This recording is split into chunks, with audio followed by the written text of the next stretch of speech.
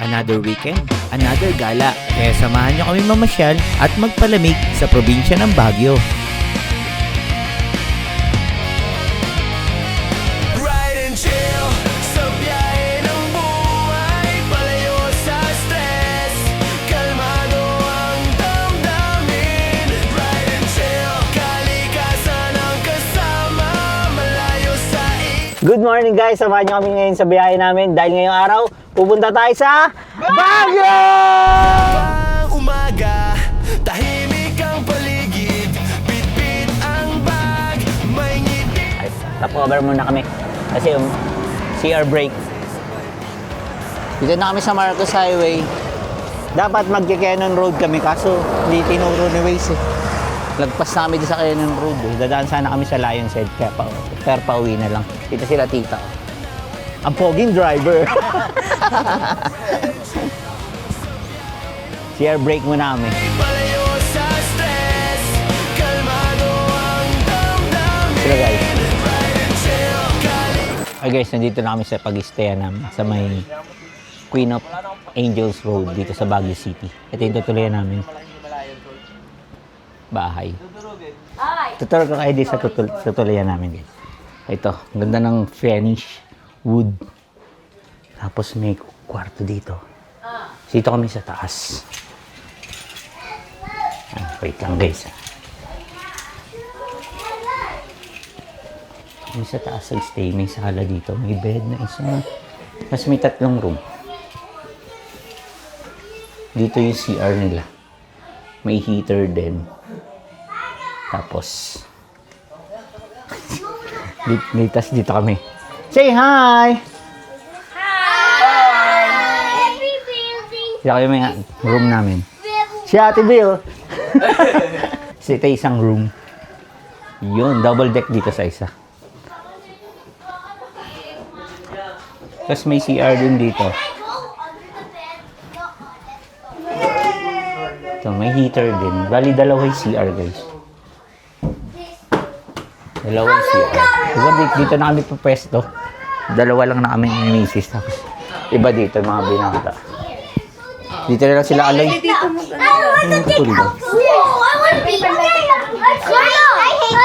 Oo, sa ilalim. Ito pala ba may yan sa ilalim? Hindi, pwede pa din po. Mahulog kayo dyan ha. So, ayun, yun yung room. So, baba muna tayo. Inantay lang namin sila Tita Chi. Nakain kami nila doktora sa labas eh. Pero libre ni Aloy. Kasi kilala niya si Aloy, yung paborito kong bayaw. Love na love ko yun. Sponsor niya to eh. Na-joke lang.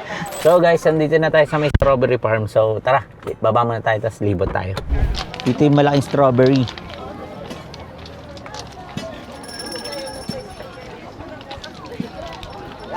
Ito yung malaking strawberry. Tapos maraming nagtitinda ng strawberry ice cream. So guys, pag pumunta kayo dito, wala naman entrance. Tapos marami mga store na nagtitinda ng mga strawberry product. Tsaka strawberry fruit mismo. Dito kami, picture taking. So guys, dito tayo sa mga store. Ito yung mga tindahan dito sa may strawberry farm. Yung mga pampasalubong. Ito guys, makabili kayo ng souvenirs. Ito. Mga pasalubong. Si Adriel nag-ice cream, ang lamig na. How's the taste? Good. Good. Kuya, okay lang video kita, kuya. Nabibilang mo, kuya? Ito guys, masarap yung timpla ni kuya ng ice cream dito. Kuya, anong pangalan mo, kuya? Luis, sir. Ha? Luis. Ayun, shoutout kay Kuya Luis. Pag pumunta kayo dito sa strawberry farm, hanapin niyo si Kuya Luis. Panalo yung ice cream niya.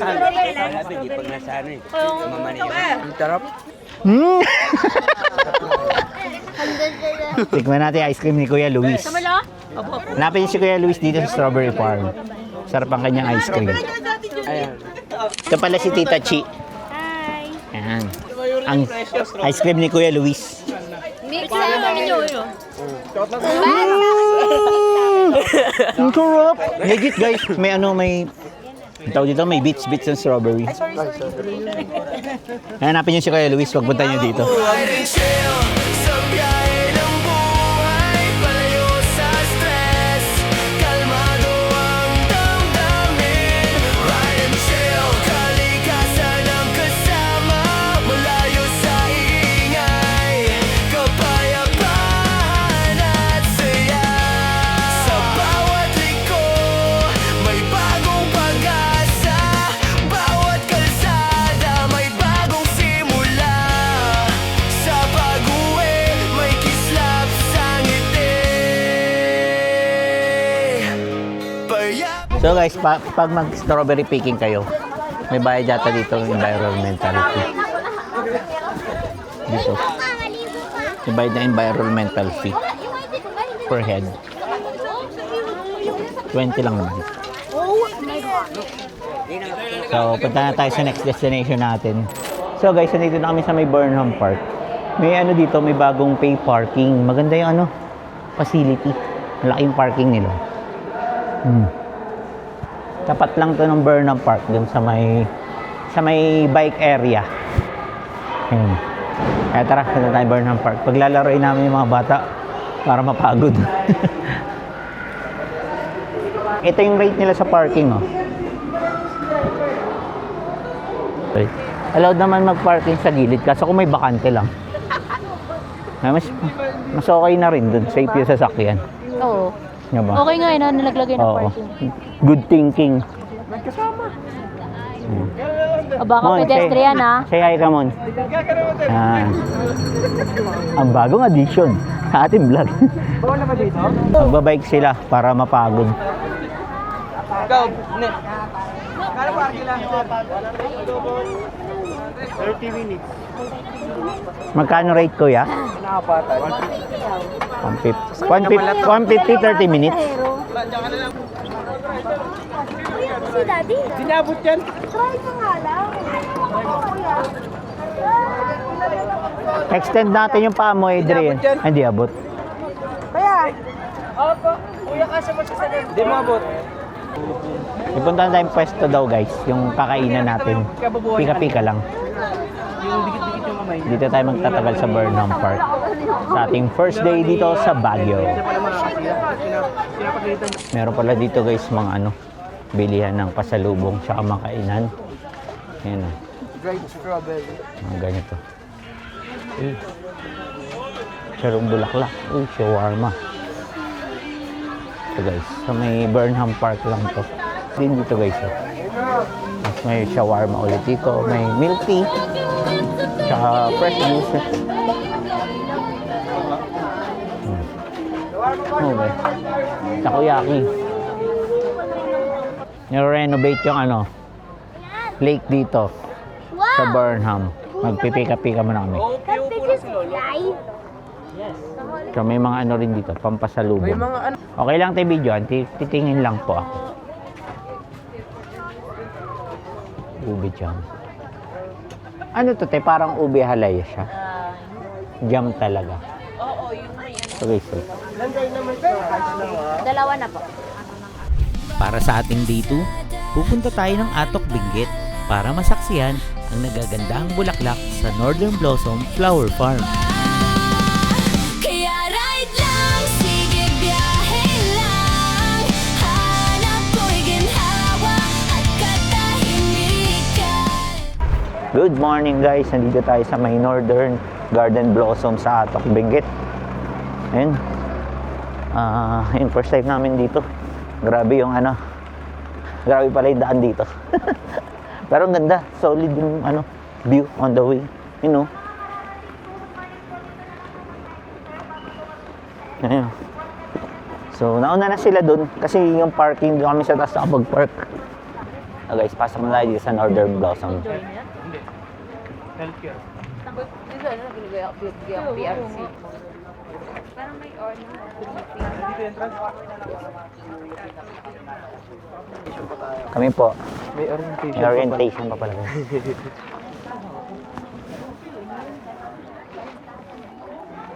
Dito po, lapit lang yung mga tickets. Makuha ka lang po saglit yung attention po natin. Okay, yung estimation kasi ng Long Nang Farm, mga 2 hektarya po yan. So, medyo mataas po yung elevation natin, kaya medyo manipis po yung hangin natin. Kaya bawat area, sulitin nyo pong magpicture kasi iba na po yung exit natin sa kabila na po. Kaya daan lang po sa paglibot sa farm. May mga kasama po kami, ganito yung uniform, pwede kayong magpa-assist po picture taking. At the same time, pwede kayong magpa-shortcut, baka hindi kayong libutin yung buong farm. Yan, baka hindi pa kayo kumain, please kumain muna bago mag-proceed sa farm kasi nakakahingal po. At the same time, baka may nagme-maintenance, please take po na maintenance bago mag-proceed. Buti, uminom na ako. Kung kwan po kakayanin, lagi pa-assist pa rin sa mga tour guides. In case of emergency, meron po kaming medic dyan. Sige. Yan, kung ready na po kayo, pwede mag-proceed sa entrance po. Salamat po. So guys, bakit mo? Doon mag-register muna kayo para makakuha ng ticket. Doon sa registration kanina. Nakakuha na kasi sila pagdating ko. Kasi nasa parking pa kami. Ito pala itsura ng chamomile. Chamomile egg. Chamomile egg.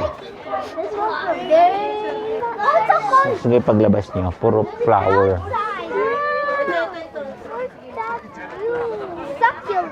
Hmm.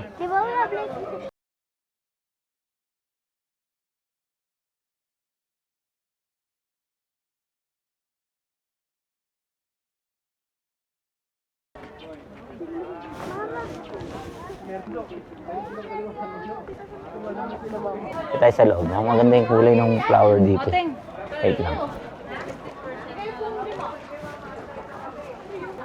Ito yung bulaklak guys. Diba? Meron tayo. Meron mga camera.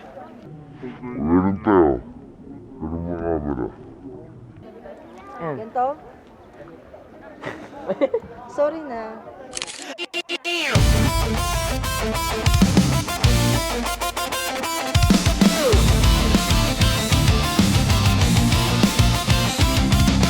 Meron pa pala dun guys sa baba. Ayun doon, Doon. sa ano? Doon. Hindi tayo sa drone shot. Medyo madaming tao ngayon kasi long weekend. Kahinga lang. Kasi manipis yung hangin mga ganun. 3,000 feet above sea level tayo. Ay, meron pa pala dito guys. Parang paalala, sandali lang ayos ka pa. Kaya ride lang, sige biyahe lang. Hanap ko'y ginhawa at katahimikan. Kaya ride lang, sige lakbay lang. Ito ang paraan ko para magpahinga. Oh guys, dito kami sa may Lourdes Grotto sa Baguio. Ayun. Hindi na kami umakyat doon sa may hagdanan. Inakit na lang namin yung sasakyan dito para madali kasi yung may mga bata kami kasama. Tapos nito, diretso na rin yung pauwi. Kaya, pasyalan muna natin to. Parang Ito guys sa may Lourdes. sandali lang ayos ka pa.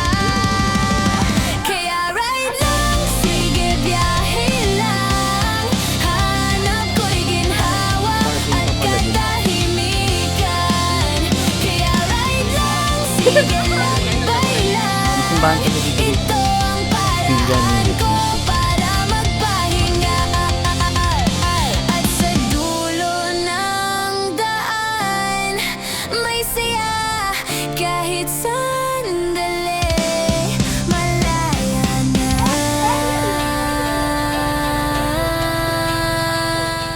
So guys, huminto muna kami dito sa may Cannon Road viewpoint. Kasi maganda yung view dito, solid. Napakita ko sa inyo. Along highway sa may Cannon Road, sa may tabi siya ng police station.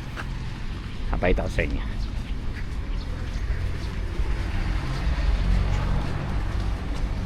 Ito na si Ivan.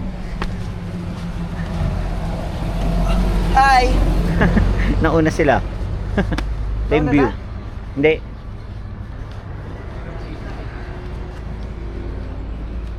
Same view dito guys. Solid. Nalo, di ba? Along highway lang to sa may Cannon Road. Tapos may nakalagay dito. Ano? Wait lang. May memorial marker.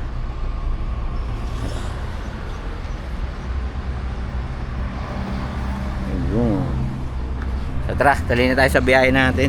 So guys, dito na kami sa may Lion's Head. Sa may Cannon Road. Nice, oh, Lion's Head.